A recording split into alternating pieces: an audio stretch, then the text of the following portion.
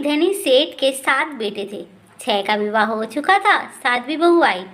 वो सत्संग बाप माँ की बेटी थी। बचपन से ही सत्संग में जाने से सत्संग बस गया था उसके जीवन में।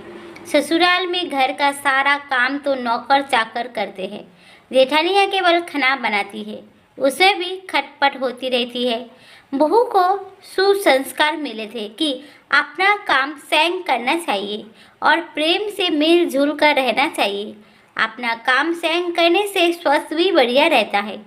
उसने युक्ति खोज निकाली और सुबह जल्दी स्नान करके शुद्ध वस्त्र पहनकर पहले ही रसोई में जा बैठी। जेठानियों ने टोका, लेकिन फिर भी उसने बड़े प्रेम से रसोई बनाई और सबको प्रेम से भोजन कराया। सभी बड़ी तृप्त व प्रसन्न हुए। दिन में सास छोटी बहू के पास जाकर बोली, बहू तू सबसे छोटी है, तू रसोई क्यों बनाती है? तेरी 6 जेठानियाँ हैं। बहू बोली, माँ जी, कोई भूखा अतिथि घर आ जाए तो उसको आप भोजन क्यों कराते हो? सास बोली, शास्त्र में लिखा है कि अतिथि भगवान का स्वरूप होता है। भोजन पाकर वो तृप्त होती है तो भोजन कराने वाले को बड़ा पुण्य मिलता है। तो छठी बहू बोली, अतिथि को भोजन कराने से पुण्य होता है तो क्या घर वालों को भोजन कराने से पाप होता है? भोजन कराने से पाप होता है। अतिथि में भगवान का स्वरूप है तो घर के सभी लोग भी तो भगवान का स्वरूप है, क्योंकि भगवान का निवास तो जीव मात्र में है। और माँ जी, अन्न आपका, बर्तन आपके, सब चीज़ें आपके हैं। मैं जरा सी मेहनत करके भगवत भाव रख के रसोई बनाकर खिलाने की थोड़ी सी सेवा कर लूँ तो मुझे पुण्य होगा कि नहीं होगा? सब प्रेम से भोजन करके तृप्त होंगे, प्रसन्न होंगे तो कितना लाभ होगा। इसीलिए माँ जी, आप रसोई मुझे बनाने दो। कुछ मेहनत करूँगी तो स्वास्थ्य भी बढ़िया रहेगा। सास ने सोचा कि बहू बात तो ठीक करती है, हम इसको सबसे छोटी समझते हैं, पर इसकी बुद्धि सबसे अच्छी है। दूसरे दिन सास सुबह जल्दी स्नान करके रसोई बनाने बैठ गई। बहू ने देखा तो बोली, माँ जी, आप परिश्रम क्यों करती हो? सास बोली, तुम्हारी उम्र से मेरी उम्र ज़्यादा है, मैं जल्दी मर जाऊंगी। मैं अभी पुण्य नहीं करूंगी तो फिर कब करूंगी? बहू बोली, माँ जी, इसमें पुण्य क्या है? ये तो घर का काम है। सास बोली, घर का काम करने से पाप होता है क्या? जब भूखे व्यक्तियों को, साधुओं को भोजन कराने से पुण्य मिलता है तो क्या घर वालों को भोजन कराने से पाप होता है? सभी में ईश्वर का वास है। सास की बातें सुनकर सब बहुओं को लगा कि इस बात का तो हमने कभी ख्याल ही नहीं किया। ये युक्ति बहुत बढ़िया है। आप जो बहू पहले जाग जाए वही रसोई बनाने बैठ जाए। पहले जो भाव था कि तू रसोई बना तो छह बहुएं बारी बारी बनती थी, लेकिन अब मैं बनाऊँ ये भाव हुआ तो 8 बारी बन गई, 2 और बढ़ गए। सास और छोटी बहू काम करने में तो तू कर, इससे काम बढ़ जाता है और आदमी कम हो जाते हैं। पर मैं करूँ, इससे काम हल्का हो जाता है और आदमी बढ़ जाता है। छोटी बहू उत्साहित थी। सोचा कि अब तो रोटी बनाने में चौथे दिन बारी आती है, फिर क्या किया जाए। घर में गेहूँ पीसने की चक्की पड़ी थी। उसने उससे गेहूँ पीसने शुरू कर दिए। मशीन की चक्की का आटा गर्मा गर्म बोरी में भर देने से जल जाता है। उसकी रोटी स्वादिष्ट नहीं होती, लेकिन हाथ से पीसा गया आटा ठंडा और अधिक पौष्टिक होता है तथा उसकी रोटी भी स्वादिष्ट होती है। रोटी बहू ने गेहूँ पीसकर उसकी रोटी बनाई तो सब कहने लगे कि आज तो रोटी का जायका बड़ा ही विलक्षण है। सास बोली, बहू तू क्यों गेहूँ पीसती है? अपने पास पैसों की कमी नहीं है। माँ जी, हाथ से गेहूँ पीसने से व्यायाम हो जाता है और बीमारी नहीं आती।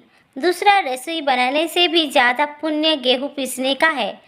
सास और जेठानियों ने जब सुना तो लगा कि बहू ठीक कहती है।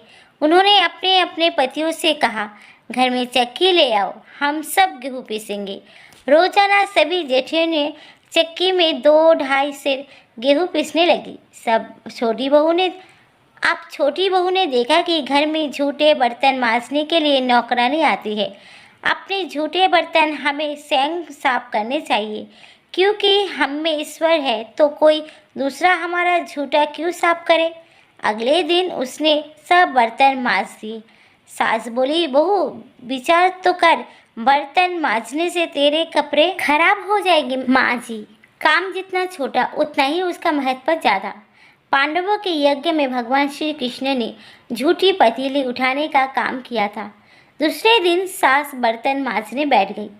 उसको देख के सब बहुओं ने बर्तन मांजने शुरू कर दिए। घर में झाड़ू लगाने नौकर आता था। अब छोटी बहू ने सुबह जल्दी उठकर झाड़ू लगा दी।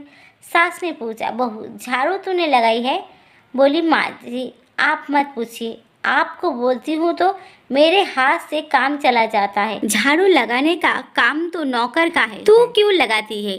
माँ जी, रामायण में आता है कि वन में बड़े बड़े ऋषि मुनि रहते थे, लेकिन भगवान उनकी कुटिया में ना जाकर पहले सावरी की कुटिया में गए, क्योंकि सावरी रोज चुपके से झाड़ू लगाती थी। पंपा सरोवर का रास्ता साफ करती थी कि कहीं आते जाते ऋषि मुनियों को पैर में कंकड़ ना चुभ जाए। सास ने सोचा कि ये छोटी बहू तो सबका पुण्य अकेले ही ले लेगी। अब सास और सब बहुएं ने मिलकर झाड़ू लगानी शुरू कर दी। जिस घर में आपस में प्रेम होता है वहाँ लक्ष्मी बढ़ती ही है, और जहाँ कलह होता है वहाँ निर्धनता आती है। सेठ का तो धन दिनों दिन बढ़ने लगा। उसने घर की सब स्त्रियों के लिए गहने और कपड़े बनवा दिए। अब छोटी बहू ससुर से मिले गहने लेकर बड़ी जेठानी के पास गई और बोली, आपके बच्चे हैं, उनका विवाह करोगी तो गहने बनवाने पड़ेंगे। मेरे तो अभी कोई बच्चा ही नहीं है, इसीलिए इन गहनों को आप रख लीजिए। गहने जेठानी को देकर बहू ने कुछ पैसे और कपड़े नौकरों में बांट दिए। सास ने देखा तो बोली, बहू ये तुम क्या करती हो? तेरे ससुर ने सबको गहने बराबर बनवा कर दिए हैं और तूने वो जेठानी को दे दिए हैं और पैसे कपड़े नौकरों में बांट दिए। माँ जी, मैं अकेले इतना संग्रह करके क्या करूँगी? अपनी वस्तु किसी ज़रूरतमंद के काम आए तो आत्मिक संतोष मिलता है और दान करने का तो हमें पुण्य मिलता है। सास को बहू की बात अच्छी लग गई। वो सेठ के पास जाकर बोली, मैं नौकरों में धोती और साड़ी बांटूंगी और आसपास में जो गरीब परिवार रहते हैं उनके बच्चों को फीस में स्वयं भरूंगी।